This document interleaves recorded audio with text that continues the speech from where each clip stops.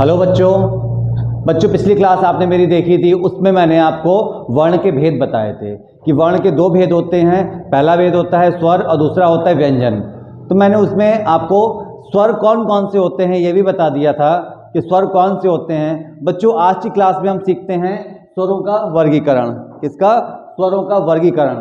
देखिए, स्वरों का वर्गीकरण निम्नलिखित चार आधारों पर किया जाता है। सबसे पहले मैं आपको बताऊंगा कि स्वरों का वर्गीकरण जो होता है वो किस प्रकार किया जाता है, किस प्रकार स्वर को वर्गीकृत किया जाता है।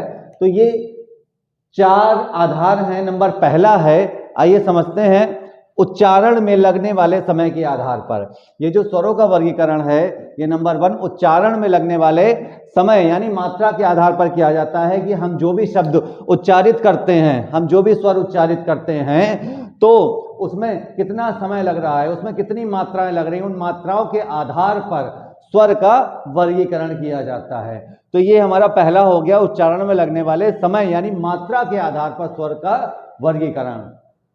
बच्चों दूसरा है आपका अनुनासिकता यानी उच्चारण के आधार पर स्वर का वर्गीकरण। दूसरा है अनुनासिकता, उच्चारण के आधार पर स्वर का वर्गीकरण। और तीसरा है उच्चारण स्थान के आधार पर स्वर का वर्गीकरण। किसके आधार पर? उच्चारण स्थान के आधार पर स्वर का वर्गीकरण। और नंबर 4 आ गया आपका प्रयत्न का आधार यानी प्रयत्न के आधार के अनुसार स्वर का वर्गीकरण। तो बच्चों ये चार प्रकार हैं स्वर के वर्गीकरण के लिए, लेकिन मैं आपको सिर्फ एक प्रकार यानी उच्चारण में लगने वाले समय मात्रा के आधार पर वर्गीकरण में आपको सिखाऊंगा, बताऊंगा, क्योंकि आपके सिलेबस में सिर्फ यही है, उच्चारण में लगने वाले समय मात्रा के आधार पर स्वर का वर्गीकरण ही आपके सिलेबस में है। ये जो बाकी के 3 है, ये 3 जो वर्गीकरण है ये मैं तब बनाऊंगा वीडियो जब मैं कंपटीशन क्लास की तैयारी करवाऊंगा। ये इसको मैं उसमें डिफाइन करूंगा, जब मैं कंपटीशन क्लास के लिए अपनी वीडियोस बनाऊंगा तब ये तीनों प्रकार मैं उस समय डिफाइन करूंगा। फिलहाल आप पढ़िए उच्चारण में लगने वाले समय के आधार पर स्वर का वर्गीकरण। तो बच्चों आइए बात करते हैं कि उच्चारण के समय के आधार पर स्वर के भेद। देखिए उच्चारण के समय के मतलब हम जिन स्वरों को उच्चारित करते हैं उसमें कितना समय लगता है, उस समय के आधार पर हम स्वरों के भेद आज आपको बता रहे हैं। बच्चों मैंने आपको स्वर बता दिए हैं अपने पिछले वीडियो में कि स्वर कौन कौन से होते हैं और कितने होते हैं। एक बार फिर से मैं उसको बता रहा हूं कि स्वर होते हैं 11। कौन कौन से? अ, आ, ई, उ, री, ए, ओ, औ। कितने हो गए? 11 स्वर हो गए हैं। अब इन 11 स्वर को हम 3 भेदों के आधार पर बता रहे हैं कि ये पहला जो भेद आ गया है हमारा, ये हो गया है ह्रस्व स्वर। क्या हो गया है? ह्रस्व स्वर। तो बच्चों ये जो 11 स्वर में ह्रस्व स्वर में कौन कौन से स्वर आते हैं वो आज हम आपको अभी बता रहे हैं। देखिए समझते हैं। सबसे पहले ह्रस्व स्वर को एक परिभाषा के माध्यम से मैंने यहां पर लिखा हुआ है हेडिंग में ह्रस्व स्वर। क्या लिखा है? ह्रस्व स्वर। तो बच्चों क्या है ह्रस्व स्वर? आइए पढ़ते हैं। जिन स्वरों के उच्चारण में वे स्वर जिन स्वरों के उच्चारण में बहुत कम यानी एक मात्रा का समय लगता है। क्या होता है? एक मात्रा का समय लगता है, वे क्या कहलाते हैं? ह्रस्व स्वर कहलाते हैं। वे स्वर जिनको बोलने में बहुत कम समय लगता है यानी एक मात्रा का समय लगता है तो वो क्या कहलाते हैं? ह्रस्व स्वर कहलाते हैं। तो ह्रस्व स्वर संख्या में कितने होते हैं? तो बच्चों ह्रस्व स्वर होते हैं संख्या में 4। कौन कौन से होते हैं ह्रस्व स्वर?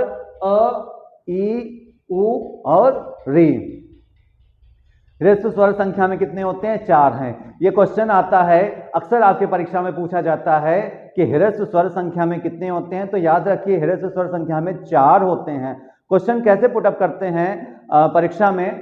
वहां पर आपको वो 4 स्वर दे देंगे, वहां पर आपको 4 स्वर दे देंगे और उसमें से एक स्वर ह्रस्व स्वर होगा और बाकी 3 स्वर अलग होंगे।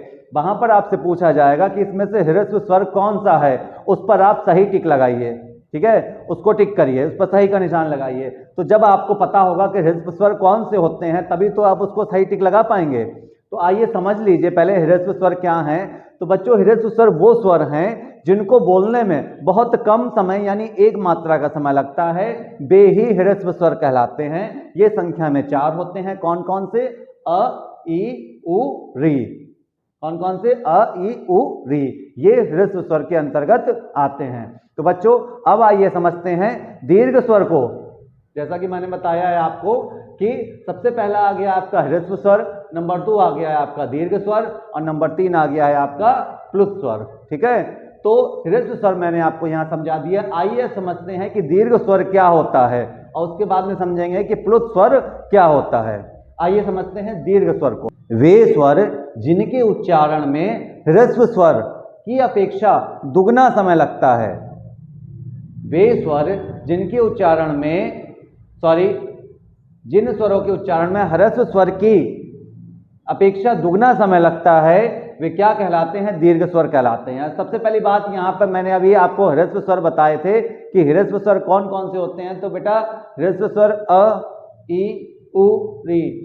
यहां पर क्या बता रही है परिभाषा? ये जो दीर्घ स्वर की परिभाषा है ये बता रही है कि ये जो ह्रस्व स्वर हैं इसको बोलने में कम समय लगता था, एक मात्रा का समय लगता है, लेकिन दीर्घ स्वर वो स्वर होते हैं जिसको बोलने में ह्रस्व स्वर से ज्यादा यानी डबल समय लगता है, दुगना समय लगता है। वे क्या कहलाते हैं? दीर्घ स्वर। ठीक है, जैसे यहाँ पर ह्रस्व स्वर लिखा हुआ है, इसको एक बार बोल के देखते हैं। अ, ई, उ, री।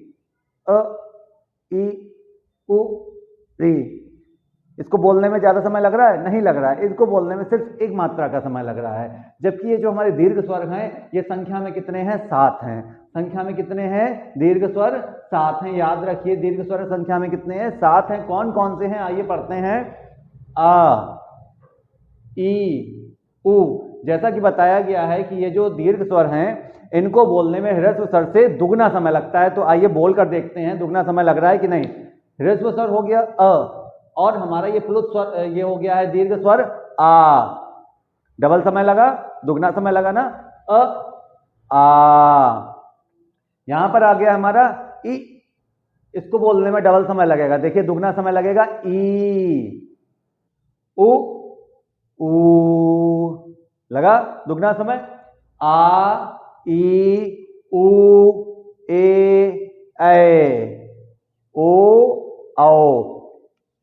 दीर्घ स्वर में दुगना समय लगता है ह्रस्व स्वर की अपेक्षा। इस चीज को याद रखिए। और दीर्घ स्वर कौन कौन से होते हैं? ये दीर्घ स्वर हमारे 7 हैं। आ, ई, उ, ए, ओ, औ। ये सब क्या हो गए? दीर्घ स्वर हो गए और इनको बोलने में ह्रस्व स्वर की अपेक्षा दुगना समय लगता है। तो समझ में आ गया होगा ना आपको कि ह्रस्व स्वर कौन से होते हैं और दीर्घ स्वर कौन से होते हैं।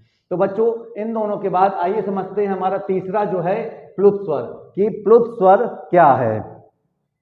देखिए समझते हैं सबसे पहले परिभाषा के माध्यम से कि प्लुत स्वर क्या है। जिन स्वरों के उच्चारण में यानी जिन स्वरों को बोलने में दीर्घ स्वर से भी अधिक समय लगता है वे प्लुत स्वर कहलाते हैं। सबसे पहले मैंने आपको ह्रस्व स्वर बताया था जिसमें बहुत कम समय लगता है।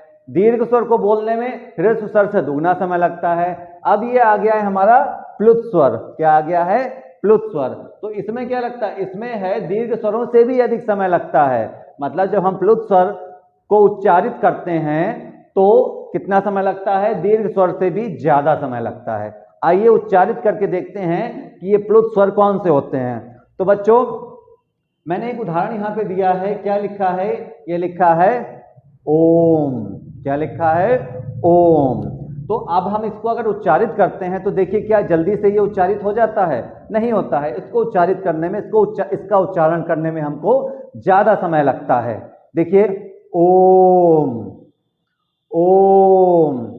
ज्यादा समय लग रहा है ना? दीर्घ से ज्यादा समय लग रहा है। तो ये किसके अंतर्गत आ गया? ये आ गया प्लुत के अंतर्गत। बच्चों अगला मैंने लिखा है यहां पर हे राम।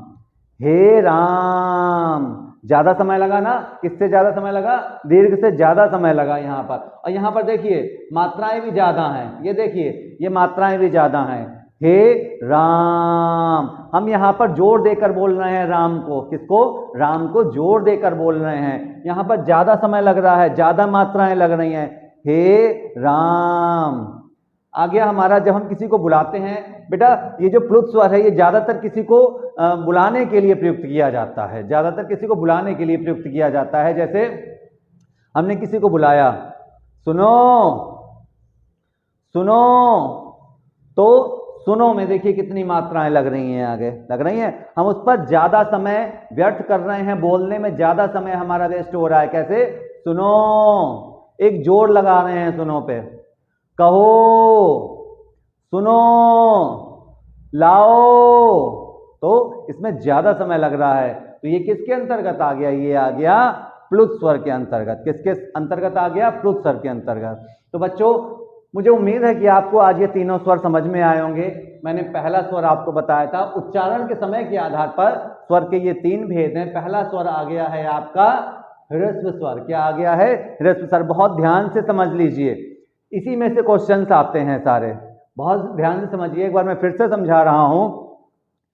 पहला आ गया है हमारा ह्रस्व स्वर, नंबर 2 आ गया है हमारा दीर्घ स्वर, और नंबर 3 आ गया है प्लुत स्वर। देखिए ऐसे ही समझिए, मौखिक भाषा में मैं आपको समझा रहा हूं, बहुत अच्छे से समझने की कोशिश कीजिए कि उच्चारण के समय के आधार पर स्वर के तीन भेद हैं, ह्रस्व स्वर, दीर्घ स्वर और प्लुत स्वर। ह्रस्व स्वर कौन कौन से होते हैं? जिसको बोलने में एक मात्रा का समय यानी बहुत कम समय लगता है, वो आते हैं ह्रस्व स्वर के अंतर्गत। जैसे अ, ई, उ, री, अ, ई, उ, री, ये किसके अंतर्गत आ गए? ह्रस्व स्वर के अंतर्गत आ गए। अब हमारा आ गया है नंबर 2 दीर्घ स्वर। तो दीर्घ स्वर में क्या होता है? ह्रस्व स्वर में जो हम ये स्वर हैं, इनको बोलने में, दीर्घ स्वर में इनको बोलने से दुगना समय लगता है। ह्रस्व स्वर में वो स्वर आते हैं जिसको बोलने में डबल समय लगता है, दुगना समय लगता है ह्रस्व स्वर की अपेक्षा। तो ये कौन कौन से हैं? आ, ई, उ, ए, ओ, औ। इसको दो मात्राओं का समय लग रहा है, इससे दुगना समय। इसमें एक मात्रा का समय लग रहा था, इसमें दो मात्राओं का समय लग रहा है। ये आते हैं दीर्घ स्वर के अंतर्गत। बच्चों तीसरा आ गया है हमारा प्लुत स्वर। प्लुत स्वर वो स्वर है जिसमें दीर्घ स्वर, जिसको उच्चारित करने में दीर्घ स्वर से भी ज्यादा समय लगता है। वो जिस तरीके से हमने बताया भी आपको, ओम, हे राम, सुनो, तो ये किसके अंतर्गत आ गया? प्लुत स्वर के अंतर्गत आ गया। तो बच्चों मुझे उम्मीद है कि ये तीनों ही स्वर आज आपको बहुत अच्छी तरीके से समझ में आ गए होंगे। बच्चों एग्जाम में क्वेश्चंस इसी तरीके से पूछे जाते हैं, पूछ लिया जाता है कि इसमें से कौन सा ह्रस्व स्वर है, इसमें से कौन सा दीर्घ स्वर है, और प्लुत स्वर कौन से होते हैं। तो इस वीडियो को बार बार देखिए और समझने की पूरी कोशिश कीजिए कि ये जो स्वर का वर्गीकरण है ये किस आधार पर किया गया है। बच्चों अगर आपको मेरी आज की वीडियो अच्छी लगी हो, आपको समझ में आई हो, तो मेरे वीडियो को ज़्यादा से ज़्यादा लाइक करिए, सब्सक्राइब करिए और शेयर करते रहिए। और मैं कल फिर मिलूंगा एक नए वीडियो के साथ। तब तक के लिए धन्यवाद।